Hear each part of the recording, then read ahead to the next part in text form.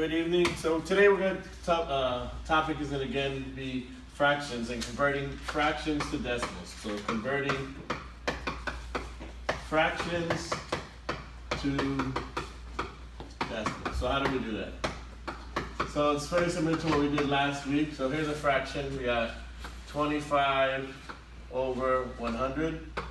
We take the number at the bottom and bring it to the outside. So now we'll put 100 goes into 25 how many times?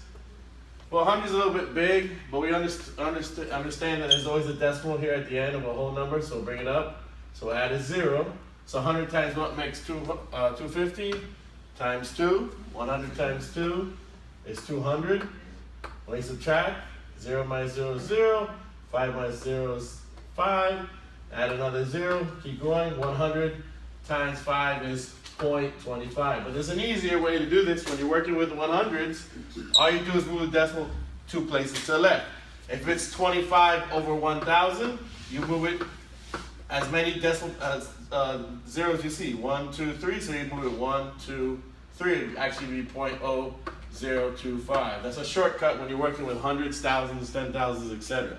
So again, the number on the bottom goes the outside and divide into it. So let's try another example.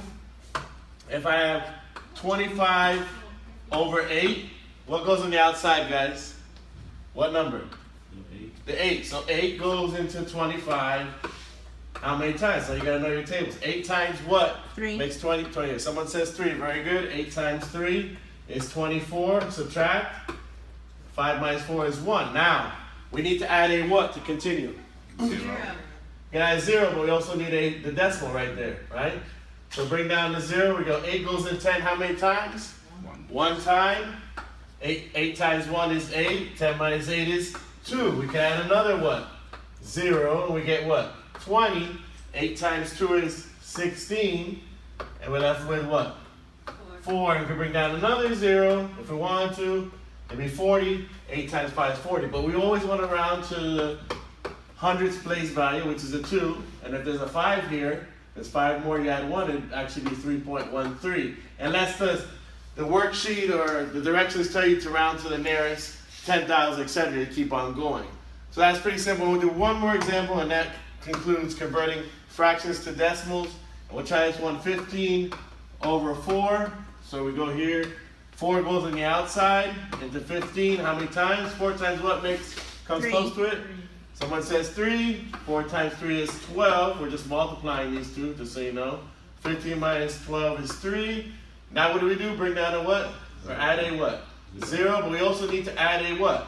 Decimal point. It's always understood that every whole number has a decimal at the end. So 4 times what makes 30? 7. 7. So that's 28. Very good. 30 minus 28 is 2. We added what? A 0 again. 4 times what makes 20? 5. 5. So our answer is 3.75. So that's clear. Does everyone understand converting a fraction to a decimal? Okay, that's it.